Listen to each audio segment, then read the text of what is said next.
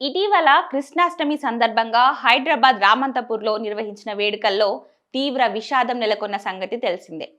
Current షాక్తో మొత్తం 6 ప్రాణాలు కోల్పోవడం పండగ వేళ సంచలనంగా మారింది. అయితే ఈ ఘటనపై విద్యుత్ శాఖ రాష్ట్ర ప్రభుత్వానికి నివేదికను సమర్పించింది.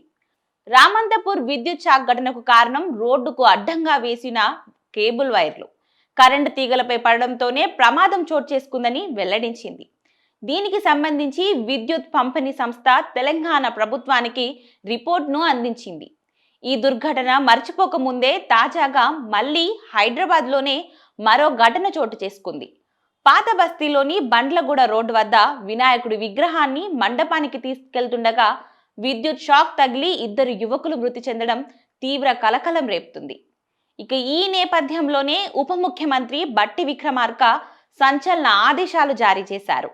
రాష్ట్రంలో ఉన్న కరెంట్ స్తంభాలపై ఉన్న కేబుల్ వైర్లను వెంటనే తొలగించాలని విద్యుత్ అధికారులను ఆదేశించారు. ఈ క్రమంలోనే విద్యుత్ శాఖ ఉన్నతాధికారులతో మంగళవారం బట్టి విక్రమార్క సమీక్ష సమావేశం నిర్వహించారు. ఎలాంటి అనుమతులు లేకుండా విద్యుత్ కనెక్షన్లు పొందుతున్న వారిని గుర్తించి తక్షణమే వారికి విద్యుత్ సరఫరా నిలిపివేయాలని ఆదేశాలు జారీ చేశారు.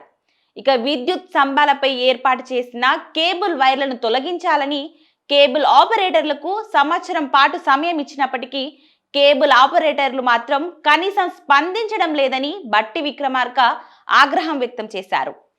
కేబుల్ ఆపరేటర్లు వహిస్తున్న నిర్లక్ష్యం కారణంగానే చాలా ప్రాంతాలలో ప్రజల ప్రాణాలు పోతున్నాయని మండిపడ్డారు. తాజాగా రామంతపూర్ ఘటనలో 6 చనిపోవడం తీవ్ర దుమారం రేపడంతో కేబుల్ ఆపరేటర్ల నిర్లక్ష్య ధోరణికి వ్యతిరేకంగా ప్రభుత్వం ఈ నిర్ణయం తీసుకున్నట్లు బట్టి విక్రమార్క వెల్లడించారు.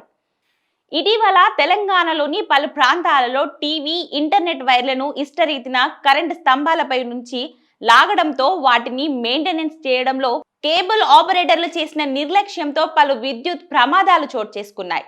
ఇక బట్టి విక్రమార్క ఇచ్చిన ఆదేశాలతో టీజీఎంసీపీడీఎల్ అధికారులు స్పందించి హైదరాబాద్ నగరంలో రంగంలోకి దిగారు.